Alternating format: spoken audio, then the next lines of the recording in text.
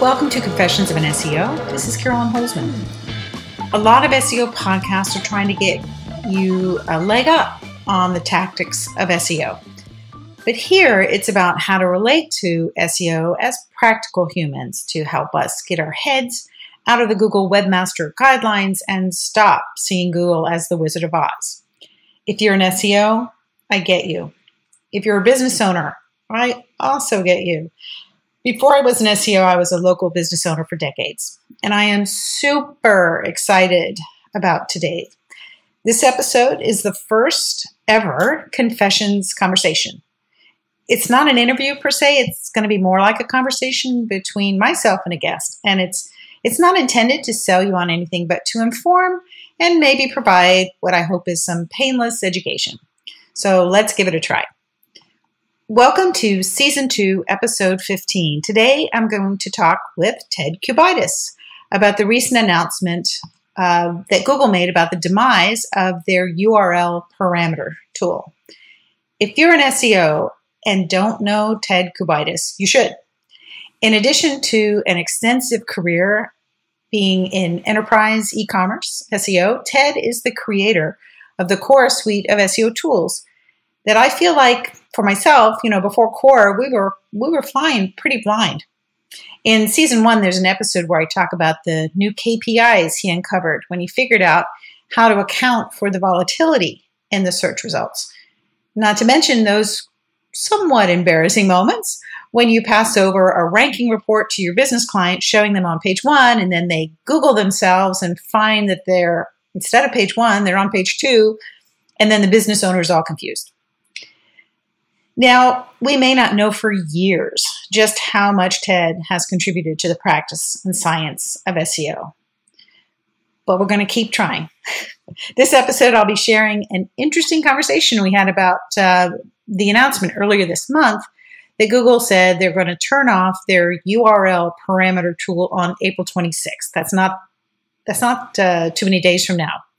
So if you haven't heard of this tool and you're not an e-commerce site, chances are you're going to be okay. But if you're like me and you're into forensic SEO, this might be something you might want to consider adding into your diagnostic process.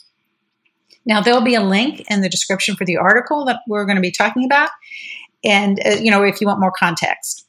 So here goes. Wish me luck. I don't know about you, but nobody likes losing the ability to do anything that they previously could do, even if they didn't use it that much. Now, Google has assured us that turning off this tool is not going to be bad. And the announcement, of course, begs the question, well, what is this going to look like for the tool to go dark? So I asked Ted, and here's what he thought. There's two ways I see it going down. It's like either Google has changed things on their end and they now handle this problem adequately and they just never told us about it, in which case there is no problem, which is, what we're hoping for. And there is a little bit of indication that might be what's happening. But the alternative is that Google's done nothing to solve the problem, or they think they've solved it well, and that might not be true. And in those cases, there is no make you feel better, here's what you can do about it. I mean, you're basically getting into a massive web development project to change your site architecture, which for an online retailer is like the biggest project you can do. And so there's no sugar coating or quick fix. Now, this thing that Google reported was only 1% of the directives contained within the tool, they say are, quote, helpful to crawling. And as always, Ted has the dispassionate, bare bones assessment. You got to take that with a grain of salt. Useful to who? Don't know how big the pie is because we can't see everything. Yeah. And we don't know if like the majority of that is in one sector, like online retail. And one of the fun things is when you keep repeating back to Ted, but Google says, and we go on. So I don't think that's Google saying only 1% of the sites listed there are going to have any issues at all. That's not what they came out and said. They said only 1% of those entries are useful to us for what we're doing. Right. And so you got to kind of, look at what they're saying and try to figure out what lens they're using to say it. And usually it's not the lens that's in your favor. Could be a huge number of sites, pages. Well, 1% of websites might be all online retailers. And then we got down to the nitty gritty. What problem was Google trying to solve by providing this tool? Well, to understand that, you have to understand how Google crawls websites. And there's a lot of predefined behaviors in Google, and they've changed over the years, but they're hard-coded behaviors, decision trees, and just logic of crawling. At the most fundamental level, a website crawler has a choice. It can go depth first into your website, or it could go breadth first into your website. Well, what does that mean? Well, it means it could always, when processing the links it finds, it can always try to go deep before it goes wide, or it could go to all the wide pages first. So if your homepage is level 1, then everything your homepage links to is level 2. On level 2, it finds links to level 3. Does it finish all the level 2s first before going to a 3? Or does it dive into a 3 as soon as it finds it? And so behaviors like that are all encoded into the bot. One of the things the bot is going to do is it's going to find those links and it's going to follow them. Eventually, either breadth first, depth first, or some other decision tree. It's going to say, I'm going to see where it goes. And so it's going to go to your homepage. It's going to see a socks category. It's going to click into that and it's going to go, wow, there's a bunch of socks here. Oh, what's this on the side? It's the faceted navigation. Okay, here's one that says red socks. Wow, it's all the red socks. Here's one that says blue socks. Wow, it's all the blue socks. Oh, here's one that says blue socks, but price descending. Wow, it's all the blue socks, price descending. And it'll do combinations of all your faceted navigation for hours. If it's able to do that, it'll keep dwelling on all the different, mix and match of sorts and filters. And, it'll think it's discovering what your site has to offer. And then it'll say, oops, well, I'm all out of time and crawl budget. Let's meet again next week and we'll see if you've updated your socks then. Goodbye. Right. It's like, oh, look at the time. I got to go. And because Googlebot got caught in that crawling loop and that navigation, it ended up only indexing 5% of your website before quitting. And we call that an infinite crawl. And so websites had this problem. There's lots of different ways to create infinite crawls. And sometimes the only way the businesses could fix them without having to build all new websites was to use the URL parameter tool that would tell Googlebot, hey, when you're on my site, ignore the filter by color parameter. ignore the sort by price descending parameter.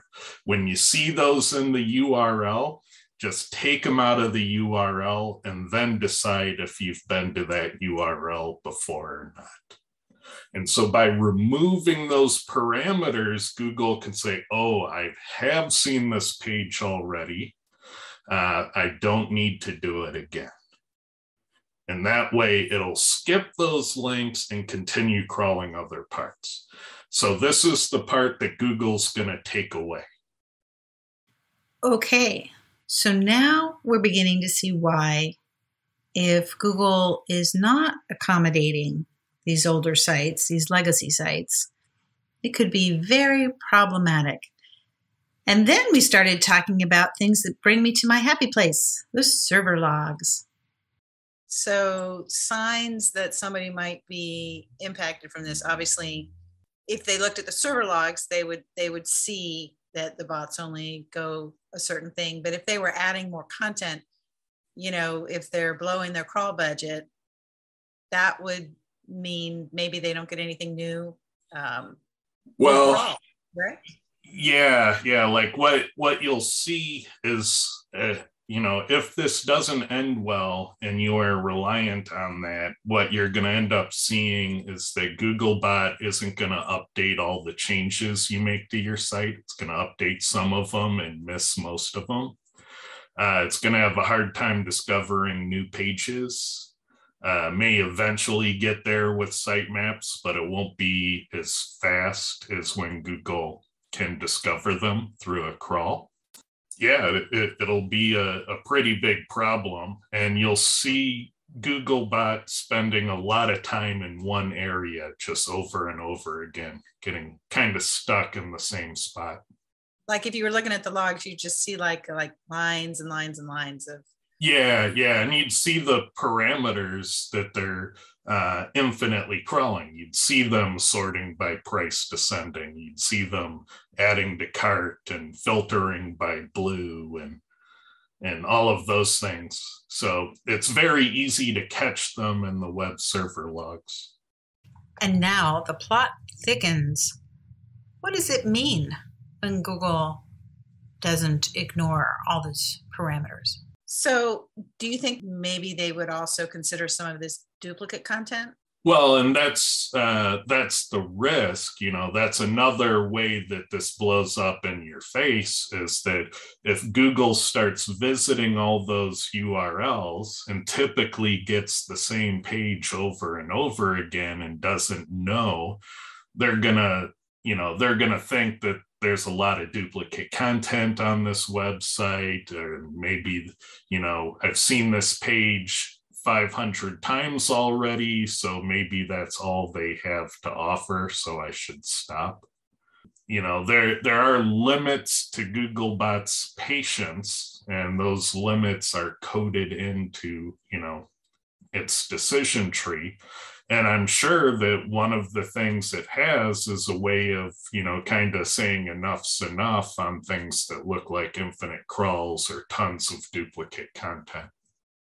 So they could see like their analytics that go, oh, we're having a loss of traffic, and why aren't these pages showing up? I mean, it'll look like somebody isn't doing their job, probably.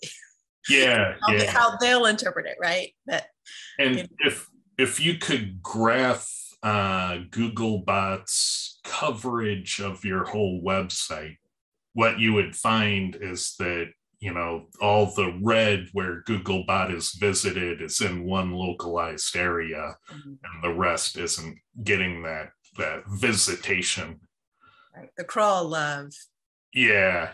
So, I kind of wish there were tools for visualizing how and where Googlebot crawls your website, because that type of visualization would show you if Googlebot's getting stuck. Okay, here's what we know. It may or may not happen. And it is possible that Google might have a fix, but maybe not. And that if it does cause chaos, likely it's going to be overrepresented in the e-commerce, online retail. Okay, let's keep going. So if somebody wanted to know, because it's very possible that there could be a site owner with one of these old store e-commerce situations, and they don't know all of this. Maybe it was, even the previous owner and had a conversation with the web designer that they were never a part of. So is there a place that they could go at least to know, like, even though it doesn't magically fix it, can they find out if they should even be worried? Businesses and agencies probably want to log into Google Search Console and look for the legacy tools section in the side navigation, and there will be an entry for URL parameters. And if you click that, if there's anything at all set there, you know that you have at least to investigate if it's still a problem today.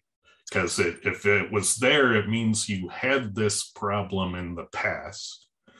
And if the website is still built using those parameters today, you may still have a problem today. And so you have a very, very short window of time to maybe fix that.